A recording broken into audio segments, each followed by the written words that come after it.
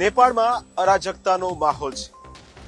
જ્યાં જુઓ ત્યાં અશાંતિ, આગ અને આફત છે. અને આ જ આફત વચ્ચે નેપાળમાં આપણા ગુજરાતી ભાઈઓ બહેનો પણ ફસાયા છે. આ તમામ લોકો નેપાળના પ્રવાસે ગયા હતા, પણ ત્યાં નેપાળની અંદર અચાનક અરાજકતા ફેલાઈ અને ગુજરાતીઓ ફસાઈ ગયા.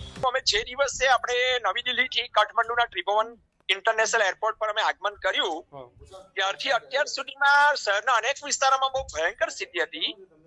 અમારી જે હોટલ જે વિસ્તારમાં છે એને થામેલ વિસ્તાર કહેવાય છે. આનો મેઇન જે કાઠમંડુનો સિટીનો કી એરિયા કહેવાય ને, આપણે સુરતના જેમ પાગળ ને ચૌટા છે તેની જેવો વિસ્તાર છે. અહીંયા અમને કોઈ પણ પ્રકારની કોઈ પણ તકલીફ નથી. ને આજની નથી, પરમ દિવસથી કોઈ પણ તકલીફ નથી. સ્થાનિક લોકો પણ ખૂબ જ નિખાસ સ્વભાવ વાળા છે. સ્થાનિક લોકોના પણ અમે ભવાની કર્યો સંપૂર્ણ સહકાર હોય છે. હોટલનો સ્ટાફ પણ એક પરિવારના સદસ્યની જેમ. બીજા ગુજરાતી કેટલા લોકો છે ત્યાં કયું કઈ? દેવભૂમિ દ્વારકાના. અત્યારે અમે કાઠમાડુમાં, નેપાળના કાઠમાડુમાં સિટીમાં છીએ અત્યારે. આમ જો કે પરિસ્થિતિ બધી આમ સારી છે અત્યારે, કોઈ પોઝિશન એવું ખરાબ નથી. ટૂંકમાં કોઈ એવી કોઈ તકલીફ નથી, પણ અમારે બહાર નીકળવું હોય, કોઈ જગ્યાએ જવું હોય તો એની કોઈ સેફટી નથી અત્યારે.